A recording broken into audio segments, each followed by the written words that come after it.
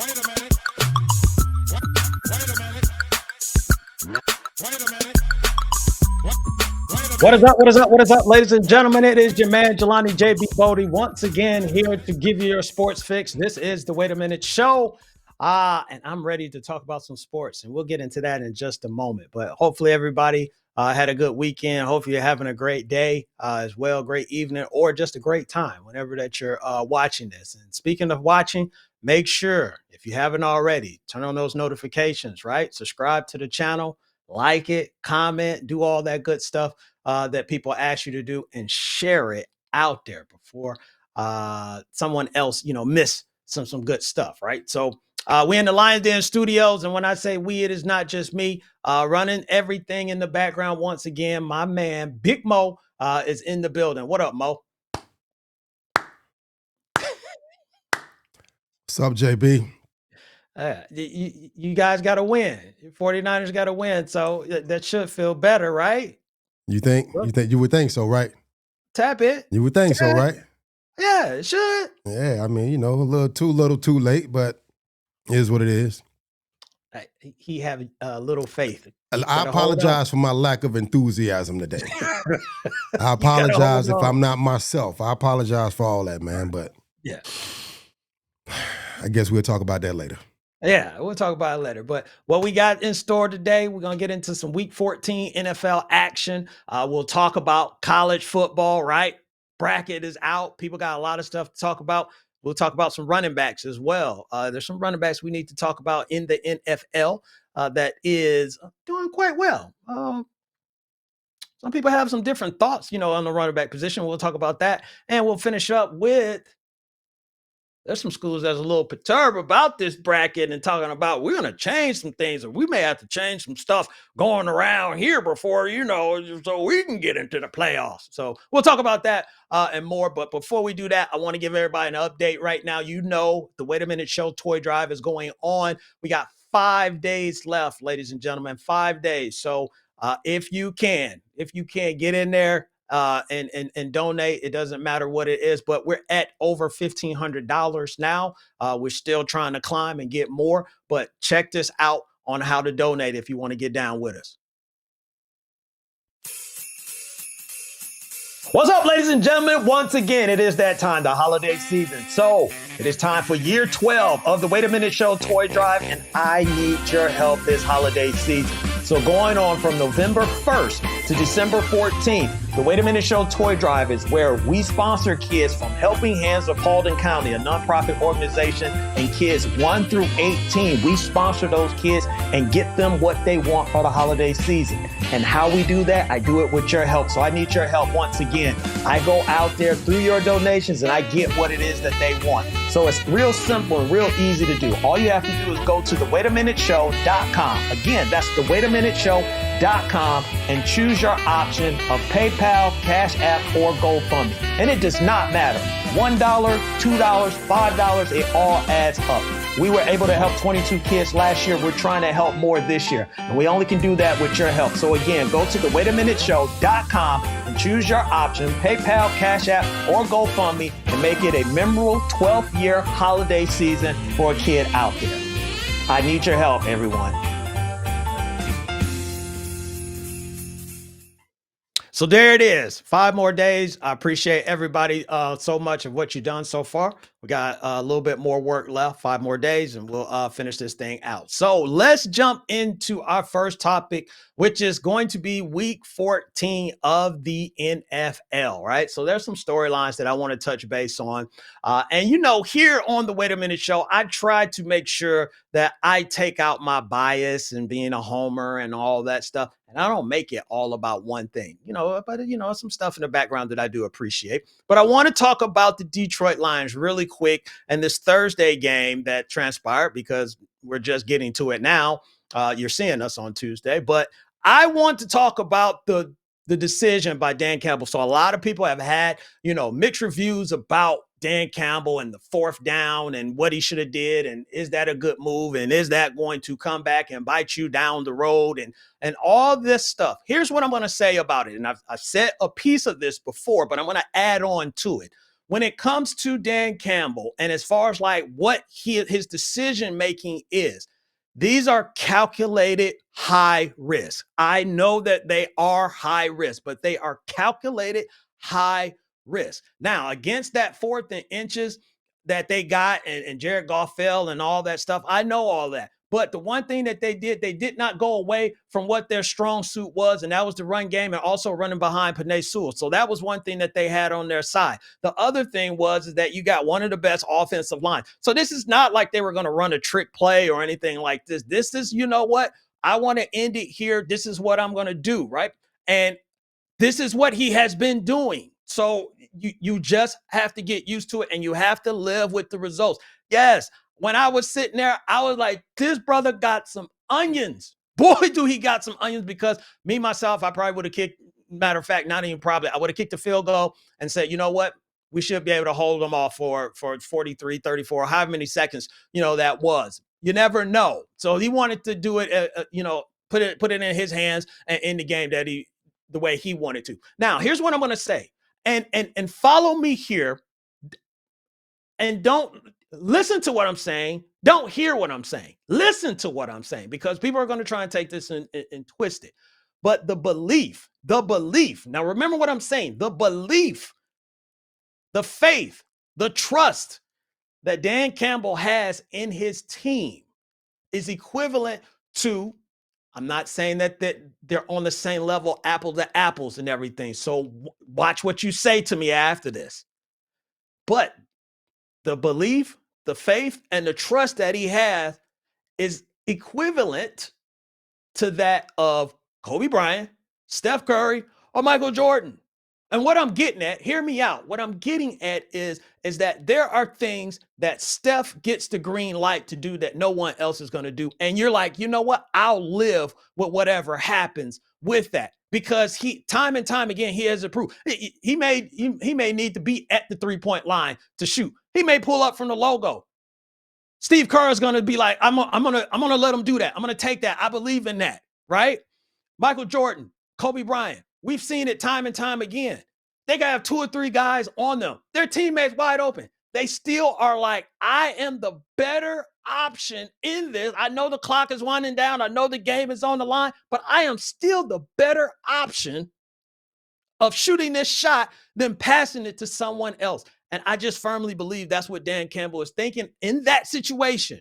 He may do something different against a different team, but in that situation, he said, you know what? I'm going to trust my team. I believe that they can do this. Now, again, if that was some other team, maybe he doesn't, do that. If it's Pat Mahomes, maybe he doesn't do it. Maybe he does, but I think at this point, they're kind of in the mind of the Green Bay Packers, so you're playing that mental game as well. So that's what I'm going to say, about that. I just wanted to talk about that really quick. But we just saw an excellent game against Buffalo and the LA Rams, right? And this was a game. This is kind of proving to what I was saying at the beginning of the season when people thought I was crazy. And I said the Rams would win the division, right? Now, obviously, they're not leading the division right now, but they are in a driver's seat to try and make some noise and try and take that, take over that 1 seed. They're sitting at the 2nd seed right now in the NFC West. But what I was getting at is what you saw against Buffalo and Matthew Stafford. When he's on, but also Puka Nacua and Cooper Kupp. They have been this dynamic duo. And now that they're healthy, right? Now they still got the issue on defense because the defense gave up, way too much that, for comfort. But when you have those two, along with Kyron Williams, you got an opportunity, and you saw what that was. They were able to go blow for blow with Buffalo. Now, also they were playing at home, so that, that helped out. With Buffalo, I love everything. And people are talking about Josh Allen winning the MVP, and he very well could win it. He might have won it off of that performance. We don't know. I think next week against Detroit, he has a chance to solidify that. Let's just say that. But it was an amazing game, and it was an amazing performance by Josh Allen. The only thing that scared me with that performance is that it kind of looked like the Josh Allen that we saw a year ago or 2 years ago, where it's all, everything. He has to do everything. And kind of got away from, and they kind of got in the hole. So I understand you got to change the game plan up a little bit, but you kind of got away from, allowing James Cook to be, who he is in that running back position. And Josh was just doing it. Now he was in the zone and it's just like, yeah, let him go. But the scary part is that when it's all on him like that, that's a lot. That's a lot to ask of anyone. And I know people are going to bring this up, and rightfully so. In that last possession that they had, there was question, and Tom Brady talked about this during the broadcast. I was with him on that. I'm not running it on first and goal. I'm going to throw it 3 times so I can save my timeouts. So I do believe that was a mistake, on their part. When you look at it, at how they played that out, they would have had a chance to stop the clock. Instead of losing it on the punt and running out of time, they would have had an option to stop the clock and then would have got an opportunity to get that ball back. So those are things, that you can't have happen, but it's not over for the Buffalo Bills. Buffalo Bills are still in a prime position to get to the AFC Championship game and possibly to the Super Bowl as well. So yeah, you don't want to lose that game, but let's not act like Buffalo, season is just going to go down the tubes, after this. Josh will bounce back and that team will bounce back as well. I just hoping I don't need you bouncing back next week against the Detroit Lions. You can bounce back against everybody else, but don't be the Lions. What else we got? We got Kirk Cousins, right? Kirk Cousins for the Atlanta Falcons went back to Minnesota to take on the Vikings. Didn't go according to plan. He did not go in someone else's trap and take over their trap. Let's just say that. I don't know what to say, of what's going on with Kirk Cousins, Mo, because this is 4 games straight where he has not thrown a touchdown. And Falcon fans are right now calling for Michael Penix. Raheem Morris has already said that Kirk Cousins is still going to be the starting quarterback. And I do believe in what Raheem is saying is that you have to still continue to let him play, right? At this point, I think whatever that they're looking at in practice, as far as like when it comes to Penix or him understanding whatever it is that goes along with getting prepped and preparation, for that game, they still believe that Kirk is the best option. And you have to take that into account.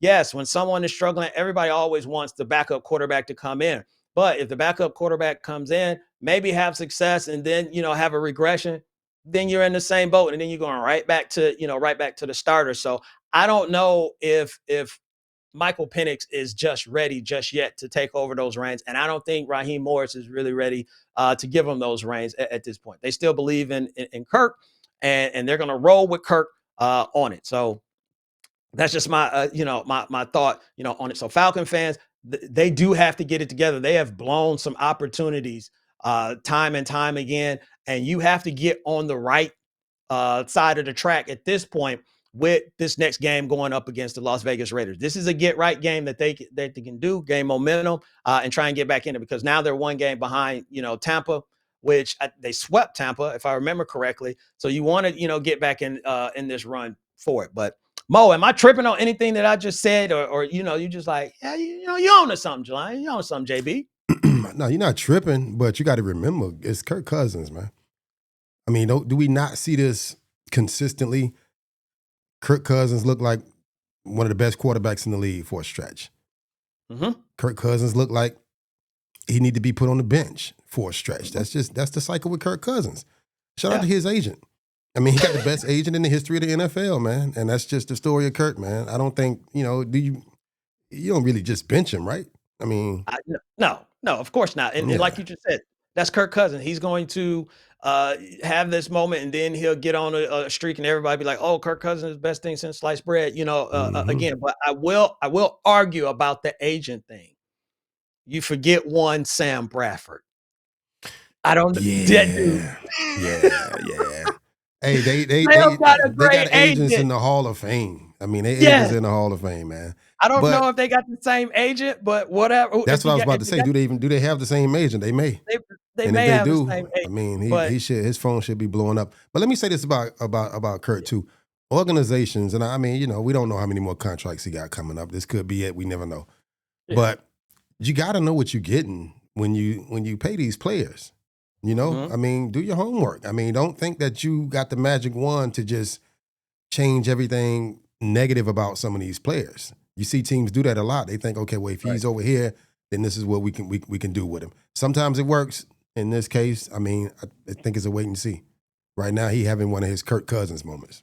He's having his Kirk Cousins moment, and he has an opportunity to snap out of it. We'll Like see if it happens. Coming up. Mo, I'm going to ask for a request to go back to my general, my Wait a Minute show banner. I want to talk about something real quick. If you can take me back there, because I don't want to confuse everybody what I'm talking about. But I want to mention real quick, because I don't talk about baseball too much, on here. But I needed to talk about this. Goodness gracious. Juan Soto signed a deal, 15 years, 700. I'm talking about $765 million. I don't even, can I say that in Spanish? Siete, 68. Hopefully I said that right. 765. Let me just say, siete, seis, cinco, 765, right? $1 million, right? And he goes to the New York Mets. So here's what I'm going to say about this, Mo. And we talked about this earlier, Mo. You can come back, real quick. Look, we got to start getting these kids into baseball, bro. If you see some kids out at the basketball court, if you see them on the football field, snatch them off and put a bat in their hand, because this is crazy. And here's the other thing about, maybe you remember, Mo, I don't recall, because I remember the first person that kind of like with this mega deal, it was Alex Rodriguez, and people were talking about how much he was making per minute. I don't ever really recall like it working out to where it's like this person, was the MVP, was the catalyst for winning the World Series. I don't know if it ever panned out like that. And I'm not saying, I'm not hating on him, because Juan, get your money, bro. Get your money. What was the guarantee on that? How much? All of it was guaranteed? No, ain't no way. Yeah, baseball. This contract guaranteed contract. Baseball is guaranteed contract. So give me that number again. 15 years. 15 years, right. $765 million. And he has an opt-out no matter what. At year 5 if he wants to. You calculate let me ask you a question. Combine. Yeah. And I know this ain't the country's most popular sport, but just combined. If you had to guess, how much do you think the WNBA players make combined? Their salary for this year? For this year? Combined. Oh, I probably would say 20 mil. And I may be going high. 16,387,000. That's every player in the league this year. Every. And if you push it out 15 years, I guarantee you it wouldn't come close to what you're making right now. That's crazy, man. No. That's ridiculous. That's ridiculous. Nobody in sports. Let me not say that. I will say this. That's the highest paid contract in sports history right now. I mean, it better be.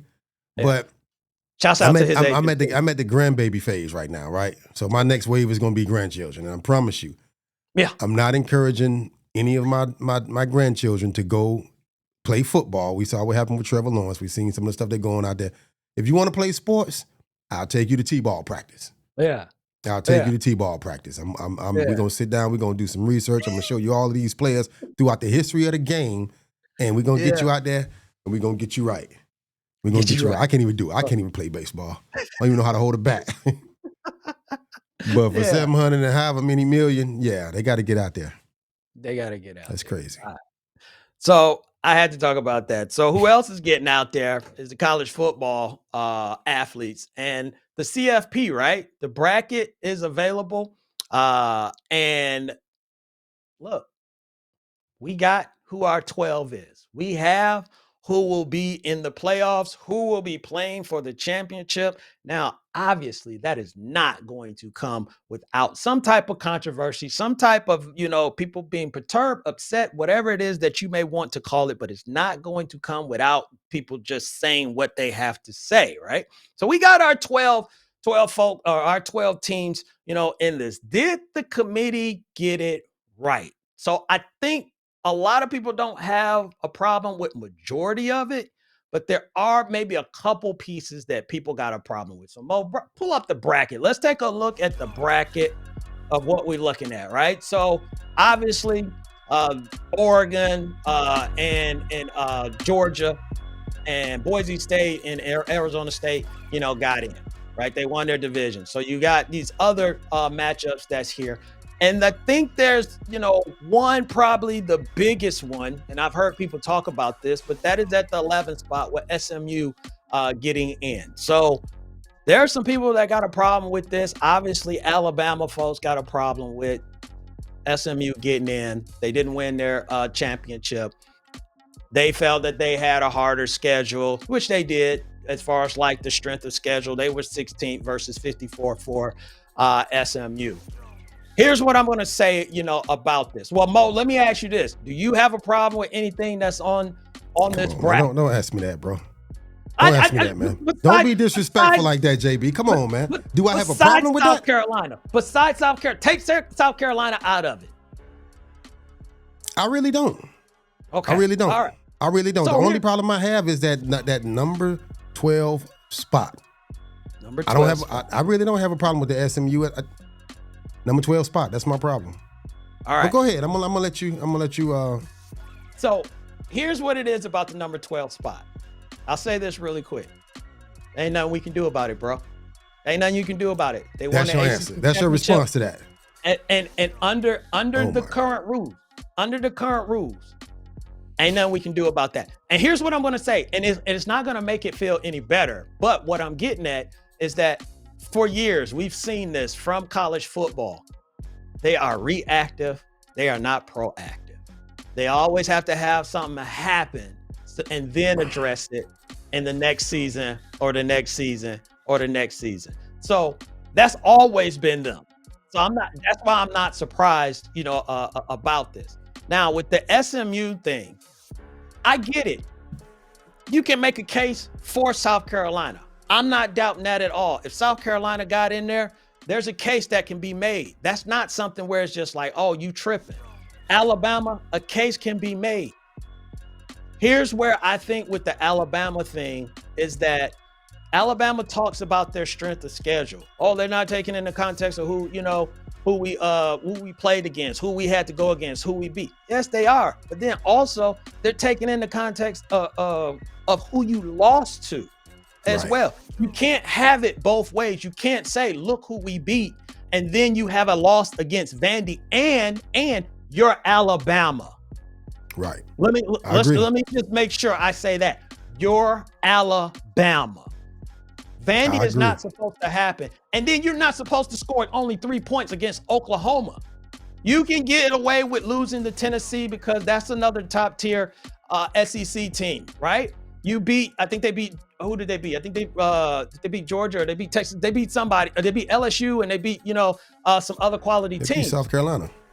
Yeah, a close game against South Carolina as well. So yes, you do get credit for that. But then you also got to take the bad with it. There is no way, if you're Alabama, if you got the 16th strength of schedule, which means that you can handle it, Vanderbilt was supposed to be a cupcake game for you. And Oklahoma was supposed to be a cupcake game for you. And for you to go out there and put up only 3 points, 3 points. And then against Vandy, it wasn't like this was a 13-10 win. Y'all were just off, but y'all held, Vandy to 10 points. Vandy was driving down the field on y'all. It was ugly. They take that into context. And here's the other thing I want to say, about it as well. And we can get off the bracket, Mo. Here's the other thing I'm going to say, about it is that y'all didn't have a problem last year. Nobody was, I said it and other people did, but Georgia lost one game and they were eliminated out of the playoffs. Florida State was eliminated out of the playoffs because they didn't have a quarterback. If they had they made a decision off of them not having their quarterback. If they had their quarterback, Alabama doesn't even get into the playoffs last year. Well, yes, they do because they won the SEC championship game. But you get what I'm saying? Like there's teams. Well, I'm saying Florida State, if they had their quarterback being undefeated, they get in. I get what you're saying, but yeah. So I'm saying there's always something going on in college football where someone has a gripe and everything. But if you're Alabama, don't act like you just got robbed, or don't act like this is an atrocity. I can't believe they did this to Alabama. We're supposed to be in there. You had your opportunity. You played the games that you played, and yes, you beat very talented teams. But then you also lost against teams that are what we consider, as far as like SEC football, is well beneath you, and teams that you should have mashed, and you didn't do it. Even if you beat Vandy, even if you lose, to Oklahoma, they get in with 2 losses. Yeah, You can't take those 2 losses and act like they don't matter. This the thing though, JB. Like, okay, I'm not trying to make it all about South Carolina, but with Alabama, you dealing with that's that sense of entitlement that come from that program. They're going to be angry. They're going to be upset. And you went from from last year's format to the 12-team playoff. This is the cream of the crop. If you look at that bracket, I'm gonna pull the bracket back up again. You look at that bracket. Do you see anybody on this bracket that you wouldn't consider to be the cream of the crop as it comes to college football? Right? You know my gripe. But at the end of the day, I mean, any team in the top 25 got a chance to beat most of these teams up here, right? But I mean, as far as your argument go with Alabama, I mean, yeah, you gotta consider all those things, and that's what you get when you start breaking these teams down. You look at who did they beat, who did they, what type of game it was. That's why I got a problem with the Florida State situation, because going into that playoff is like, nobody want to see them in there without their starting quarterback. You might as well just go ahead and just leave them off, because what they gonna do? But when you start talking about South Carolina, bro, I mean, come on, man. Yeah. Come on. And the longest win streak currently in college this season. The longest win streak. We beat the number 12 team, who ended up. It's ridiculous to me, man. But I've been arguing about this all weekend, and I don't even feel like talking about it no more. But the system is broken. And I hate to be one of those guys. The system is broken. That's why I said, how do you fix it? Football, they're reactive. They're reactive instead of proactive. So they're going to react to this because there's some valid points in there. Okay, let's be honest. I would have put Alabama over Arizona State. I would have put them in there. Boise State. You'd have put Alabama in over who? Arizona State. But Arizona State won their Big 12 championship, so they got in and they got the bye. The first round, because they won that. So I think the biggest thing is they're going to have to tweak that a little bit, because you still got to give. And here's my other thing, and I say this really quick, is that you also still got to give the other teams some type of credit, though, also for being good this year. I think sometimes history hurts certain teams, because SMU, I used them as an example. Everybody gonna be like, well, SMU ain't beat nobody. They this. Maybe this year, and it's just this year. We saw how TCU went on a run 2 years ago. We've seen, that individual team where, that team that we put together for that year was special, right? So you kind of got to take it, in context with it. But I'm not going to sit here and say, like, again, there's an argument that made for Alabama, argument that can be made for South Carolina, but I'm not going to sit here and act like, that they totally got robbed, on it. But there are some changes that needs to be made, to the playoffs, because I thought at the beginning of this thing, I was like, oh man, we ain't going to be talking about who finished 12th and 13th, but we're talking about who finished 15th, 16th, so this thing, but it does make it interesting, and it is something that we will continue to talk about throughout the entire year. And I do love that part, about the playoff and going to a 12-team playoff. So I don't hate it that it's 12 teams, but there's still stuff I think that they're going to end up tweaking from this first year. I love it. I love the 12-team playoff, but I mean, I think it just sucks that you giving teams too much credit for these conference championships. Like we make it seem like it's just that big. What if your conference sucks, right?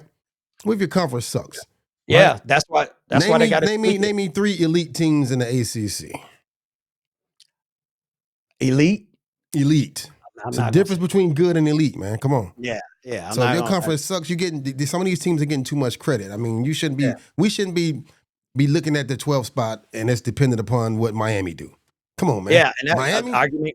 argument could be made for Miami a little bit too, to a certain degree. So, but Yeah, that's the good thing. That's the good thing about this. So we'll be arguing about this next season, as well. But appreciate it, Mo.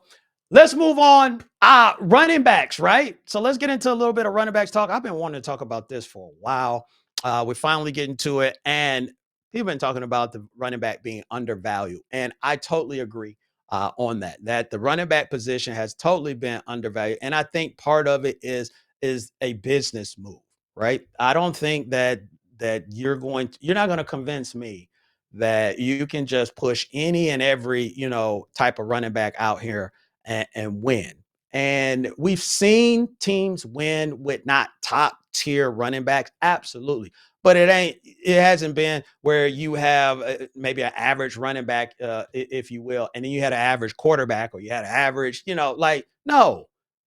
There's been some differences on that talent pool that you have, or that talent roster that's there. But I'm here to talk about is that look, the running back position should be valued. The running back position should be back as far as like value. We've seen guys, like Saquon get paid. We've seen guys like Christian McCaffrey get paid, and there should be some other guys, that get paid as well, a little bit higher than what they are now. Some guys already done got their deal, like Derek, like David Montgomery, Chuba Hubbard just got a deal as well.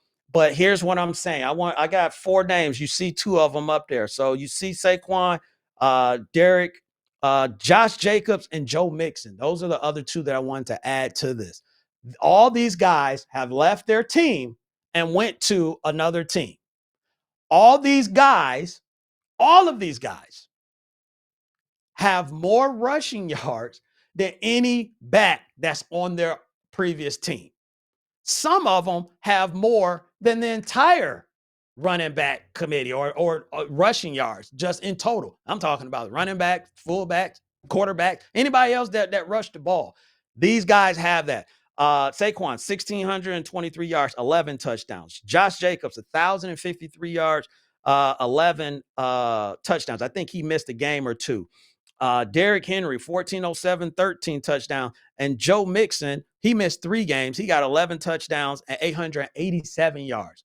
That's off of three games. And the last thing I'm going to say, about this, all of their previous teams, the Titans, the Giants, the Raiders, and the Bengals, all of them are trending or already will not have a better record than they had the previous season. So a running back probably could have helped them. One of them 4 guys could have, kind of helped them. So that's all I'm going to say, with the running back position. So when people are trying to say, hey, you know what, you can just put anybody back there. Hold on, my friend, as Lee Corso would say, not so fast. There are guys that still you need to have the right guy back there, and then you need to also pay him. So, yeah, dudes need to get their recognition. Dudes need to get paid as well. I think it's a business move more than anything to try and allocate that money for other positions. So if you devalue the running back position, then it can help you out with that. People don't want to invest in a running back, but you should. You should, because when December and January come around, and especially the Super Bowl, uh, people normally like having a substantial running game. That's all I want to say about that. All right, let's wrap this thing up. Unless you had something else, but you good? All You right. covered it. Yeah. So let's wrap this thing up, man. We were talking about Alabama. We were talking about the college football playoffs. We were talking about the bracket, who got in, who didn't, all that good stuff. Now, things are coming out, and Alabama AD kind of went on mentioning like, we may need to look at our schedule going forward, since the strength of schedule is not really being considered. Why? Why would you do something like that. They're looking at possibly, and I'm not saying that they would do this, and I don't think Alabama need to do this because you still got a talented roster. You got some young talent on there that's going to be a year older, and I think they'll be right back in the mix. And these teams, again, these teams that they lost to, I don't think they lose to next year. But to say that we're looking at possibly changing our strength of schedule or who we schedule because the committee is not taking that, into consideration. It goes back to what I was just saying a little bit earlier was that you still got to play the games and you still got to beat the teams that you beat. So future schedules, you need to continue as they are because I don't to me, Mo, I think if anything, the schedules might get even a little bit tighter or with the portal the way it is and the way that you can pick up a kid from another school and how you can kind of put that together pretty fast. I don't think changing your schedule is going to help. I think the more that you do it or continue to have the strength of schedule that you have, it still will help you out in the long run. I could be tripping. Maybe I'm wrong. I doubt it. I don't think I am. But I think this is more of is that I'm gonna take my ball and I'm gonna go home because things aren't going, the way that they normally do, for us. I love to see Alabama throw fits. I love to see it. I love to see the Alabama fans throw fits. I love to see Clemson throw fits. Let me ask you a question though. So I don't think nobody can really come up with a perfect formula for how we structure whatever playoff situation that we have. But how about just beat up your conference, play your conference throughout the year, extend this playoff to maybe a few more teams, and let these conference leaders come out and just fight it out in the playoffs. I mean, what you think? You think that's a terrible idea, good idea, bad idea? Because what's the point of going through and playing all of these other teams if it end up coming down to little stuff like what happened with Clemson? I don't know, Mo. That one, I'm not gonna say I don't like it. I'm not gonna say I do like it. Um, I'm not saying don't play any of these schools right. outside your conference, but just keep it in the conference, man, because everybody want to see Georgia and Texas go at it. Everybody want to see Bama and Tennessee go at it. You know what I'm saying? So just why it So ain't like it'll be bad for TV. Ohio so State, Michigan, you get more of that. here's the argument that people are gonna say on that though, is that if you do that, especially the SEC is gonna say, well, we murdered each other all, and that's not a word I should use. We beat up each other all season long. So we're the best conference. We're the toughest conference. So because we beat up on each other all year, we still need to get in, even if our record. We Mm-mm. got four Nope. losses because Nope. we had to play all SEC teams. There's always going to be some type of argument. I think maybe, and I'm just thinking of this off of the top of my head, but maybe you lower, and I know they don't want to do this, but you lower the scholarships, right? If you lower the scholarships, then Alabama doesn't have as many scholarships, or maybe another team doesn't have, and that kid goes to another team, and it kind of evens the playing field out. Because the thing about with college football, what it was that you always had a pipeline, and that's hard to do, now with the portal and NIL and all that stuff. But we know like those Miami days where it's just like, okay, Frank Gore is there, and then Clinton Porter is coming right behind Frank Gore, then Willis McGahee. Like it was just ridiculous. And that's how it was, at Alabama and some of these other schools. You just had this pipeline, on it. But if you got a more even playing field, maybe that helps out. I'm not saying I got the But I think the the playing field. answer, but changing up and saying, well, we're going to have to play, some other teams that maybe not as strong since they're not considering that. Well, how did you prove that when you lost to Vandy, right? Vandy is in the SEC, but you about to prove my point. I mean, it's like, okay, first of all, who says that who says you're the best conference? Prove it at the end of the year. Prove it in the playoffs. You've been beating up on each other throughout the season. Now you in the playoffs. Now you get to play some of these other schools, right? A lot of these schools, man, you look strong because you spend most of the season beating up on smaller schools, beating up on Wofford, beating up on Furman, beating up on some of these smaller schools. Prove it in the playoffs. If you truly are the best, you get a chance to prove it at the end of the season, right? yeah. So Yeah. I mean, I don't know. I don't. Yeah, I'm just saying because right now, I love the 12-team playoff. You know, of course, I'm biased. I hate how it played out for the Gamecocks and maybe some other teams, but we all can agree that there's things that can be improved upon. Yeah, And I'm curious to see what they come up with. Yeah, I just don't because think they're going to look at it. Yeah, I don't think Alabama needs to change their schedule. Like to me, I don't think that helps out your cause if you change your schedule. If you're Alabama, continue to do the things that you've been doing, and I think Alabama will be all right. Uh, One win. We're really talking about one win. I go back to that. We're talking about one win because there's no way they leave out a 2-loss Alabama team if you win one of those 3 games that Okay. you won. Don't matter. So Don't matter. what if No matter who it is. what if Alabama would have won that game? And Which what one? if the That one game? that one ugly loss? And Yeah. then what if South Carolina? What if Sellers went out in the second half of that game and we beat LSU? What if he didn't get that stupid penalty? Now what you gonna do? That's always going to be the argument, but Y'all I'm still gonna put Alabama over us, right? well, no, They I'm beat saying- us. But, Okay. but you gave 2 scenarios.